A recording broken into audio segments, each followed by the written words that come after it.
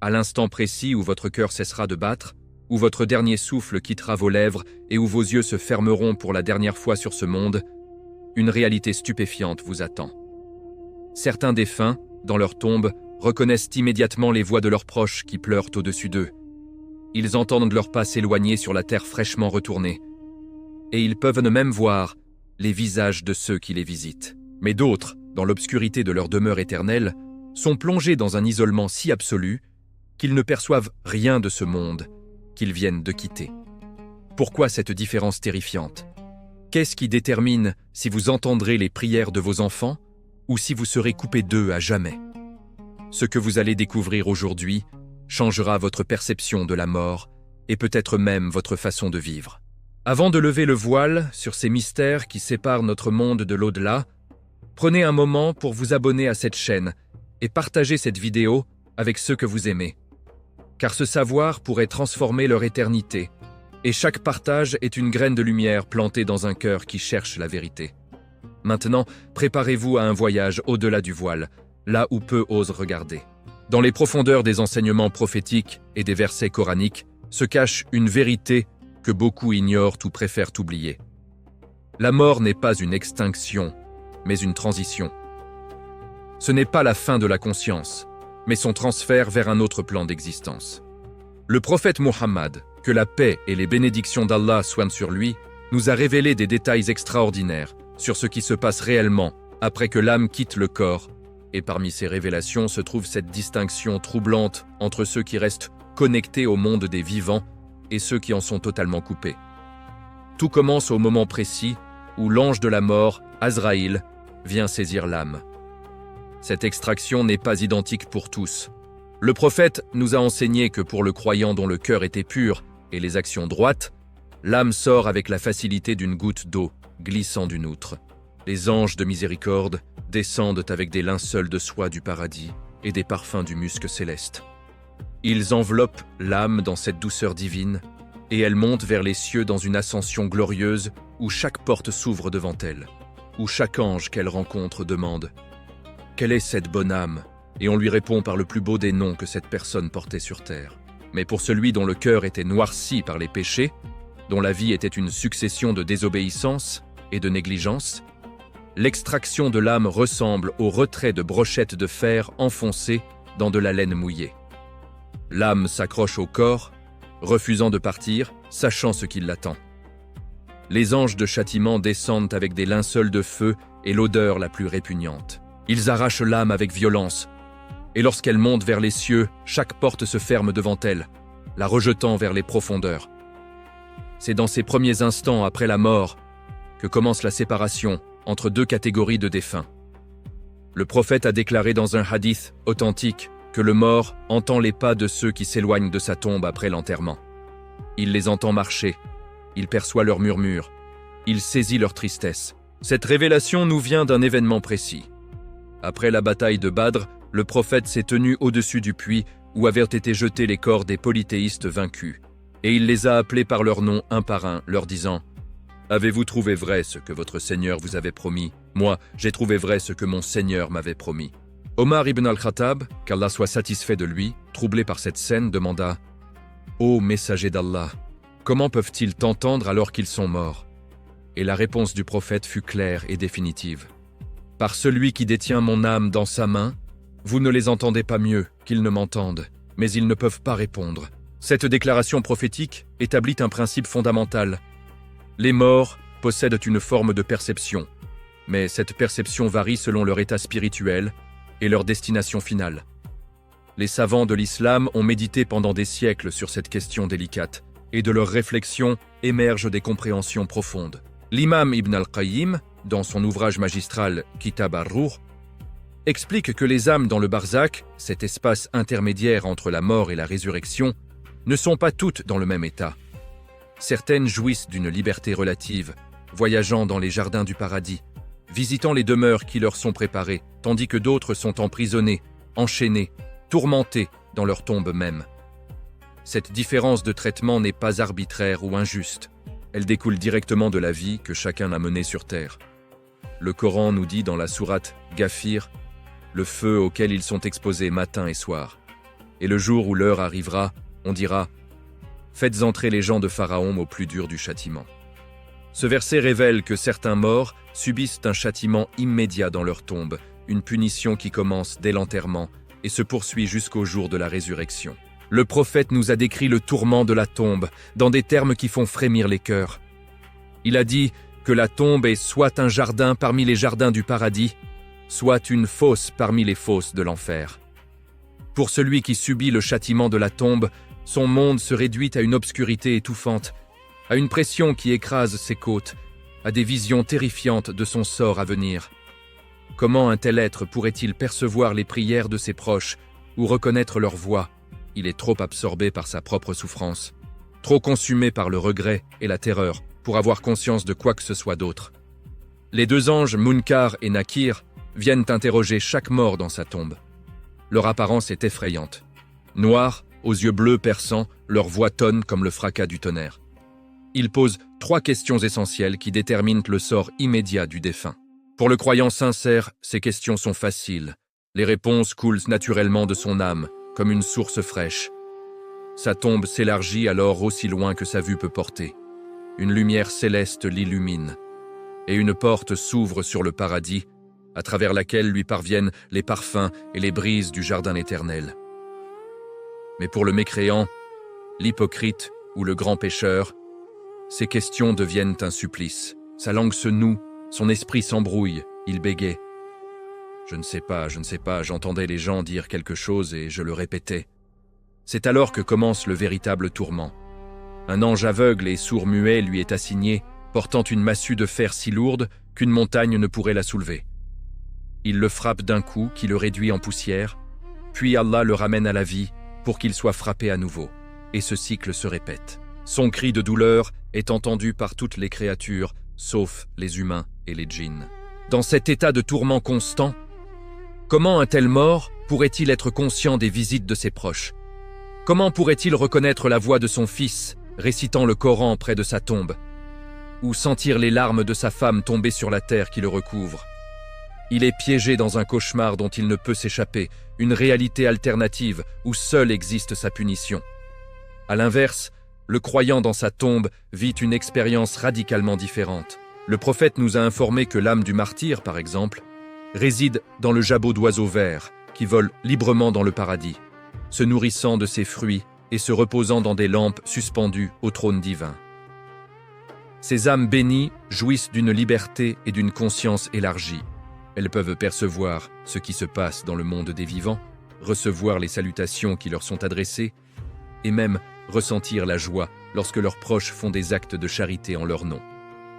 L'imam Ahmad a rapporté que le prophète a dit « Il n'y a personne qui passe devant la tombe de son frère qu'il connaissait dans ce monde et qui le salue, sans qu'Allah ne lui rende son âme pour qu'il lui retourne son salut. » Cette tradition magnifique révèle que même les morts ordinaires, pas seulement les martyrs ou les grands saints, peuvent avoir des moments de conscience où ils reconnaissent ceux qui les visitent et leur rendent leurs salutations, même si les vivants ne l'entendent pas. Mais cette capacité de reconnaissance n'est pas automatique ou permanente.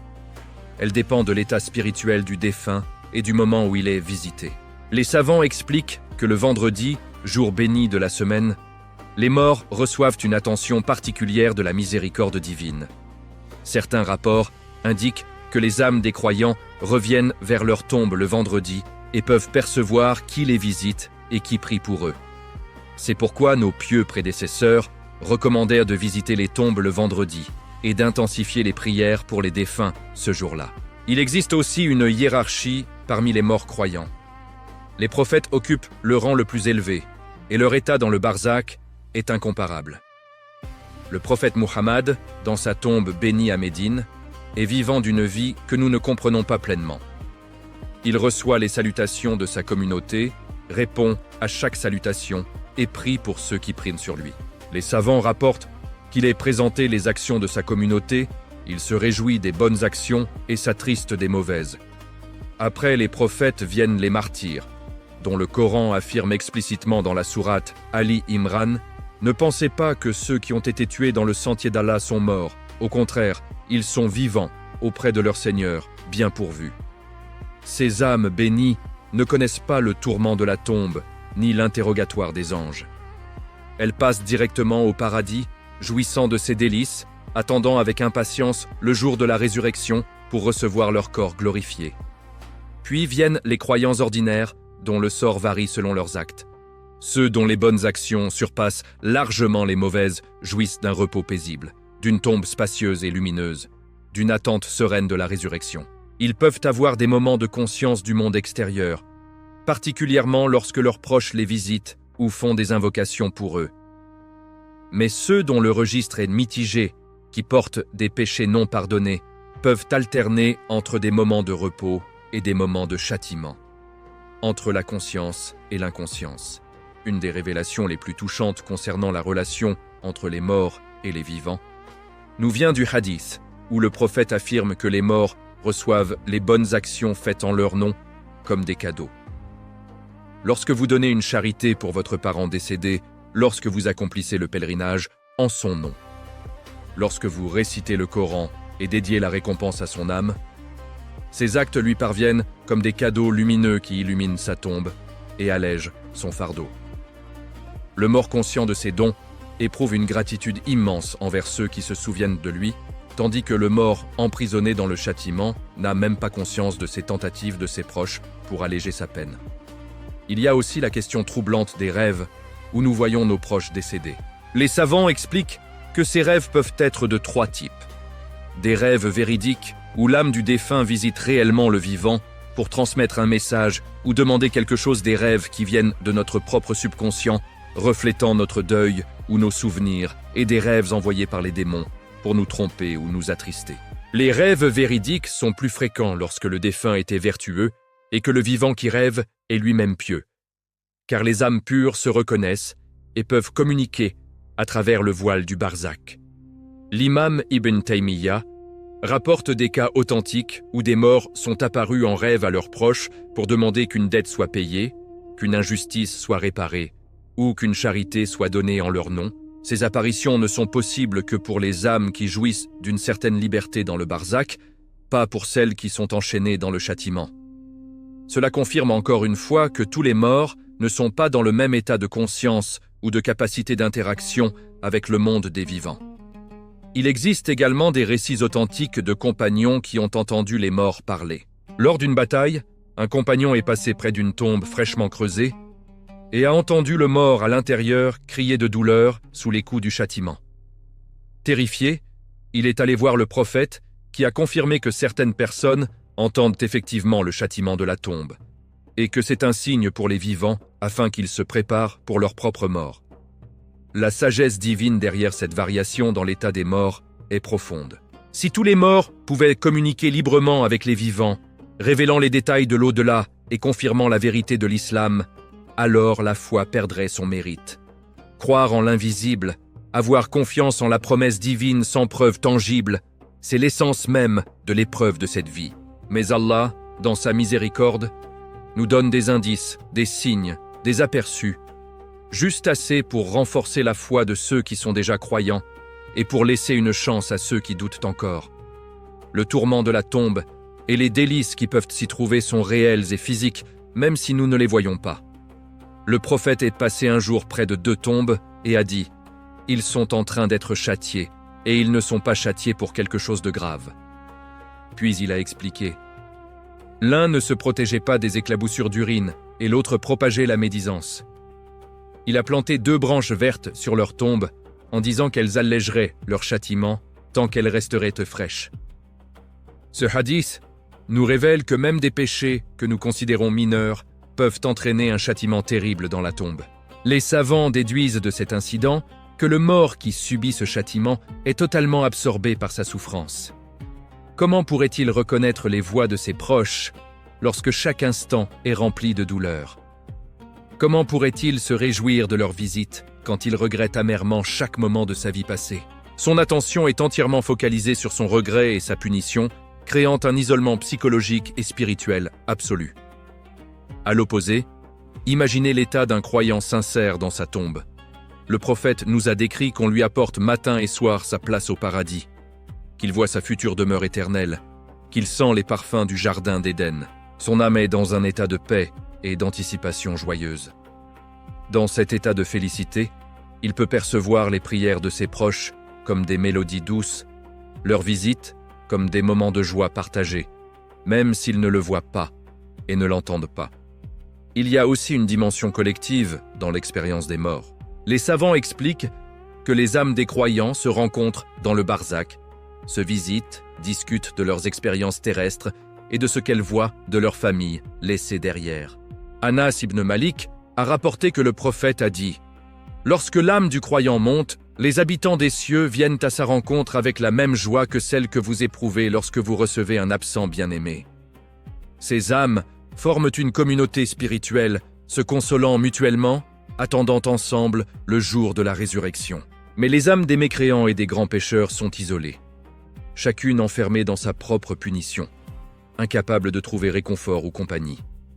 Cette solitude amplifie leur souffrance, car l'être humain, même après la mort, conserve son besoin inné de connexion et de communauté. L'absence de cette connexion, ajoutée au châtiment physique, crée un état de désespoir total qui rend impossible toute conscience du monde extérieur. Une question se pose alors.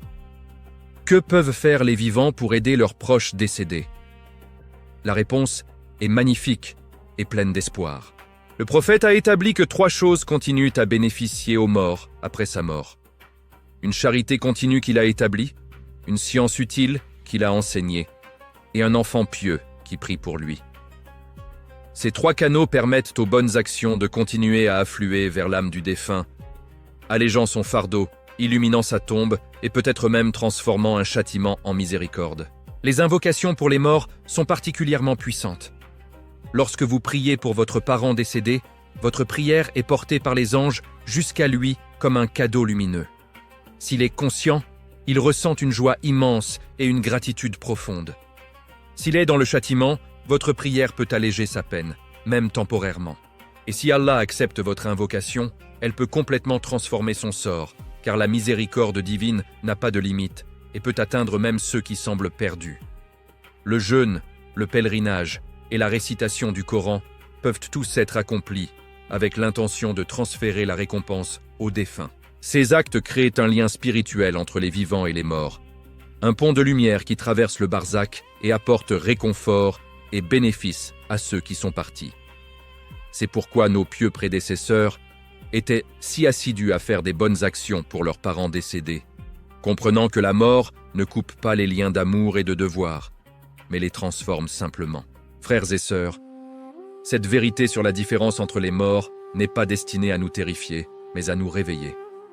Chaque jour que nous vivons est une opportunité de déterminer notre propre sort dans la tombe. Serez-vous parmi ceux qui reconnaîtront les voix de leurs proches, qui sentiront leurs prières et se réjouiront de leur visite?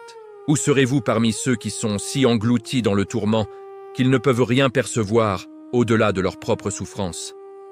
La réponse à cette question se construit maintenant, dans chaque choix que vous faites, dans chaque prière que vous accomplissez ou négligez, dans chaque acte de bonté ou de méchanceté que vous commettez. Votre tombe est en train d'être construite par vos actions présentes. Chaque bonne action ajoute de la lumière et de l'espace. Chaque péché ajoute de l'obscurité et de l'étroitesse. Ne vous laissez pas tromper par l'apparente distance de la mort.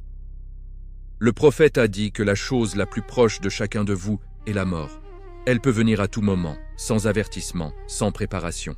Et lorsqu'elle viendra, il sera trop tard pour changer votre sort. Le registre sera clos, les actions seront pesées, et votre destination sera fixée. Alors, vivez chaque jour comme si c'était le dernier. Réparez vos relations, payez vos dettes, demandez pardon à ceux que vous avez blessés et implorez le pardon d'Allah pour vos péchés. Multipliez les bonnes actions qui vous suivront dans la tombe. La charité qui continue à bénéficier aux gens, la science que vous enseignez et qui illumine les esprits, l'éducation pieuse que vous donnez à vos enfants pour qu'ils prient pour vous après votre départ. Et n'oubliez jamais vos morts. Visitez leurs tombes avec respect et humilité. Priez pour eux avec sincérité et constance. Donnez en leur nom avec générosité et amour. Ces actes vous bénéficieront autant qu'ils leur bénéficient, car celui qui prie pour son frère mort reçoit un ange qui prie pour lui de la même manière. Puisse Allah nous accorder à tous une fin heureuse une tombe spacieuse et lumineuse, et la capacité de reconnaître les prières de nos proches lorsque nous serons partis. Puisse-t-il nous épargner le tourment de la tombe et faire de notre dernière demeure un jardin parmi les jardins du paradis. Amen.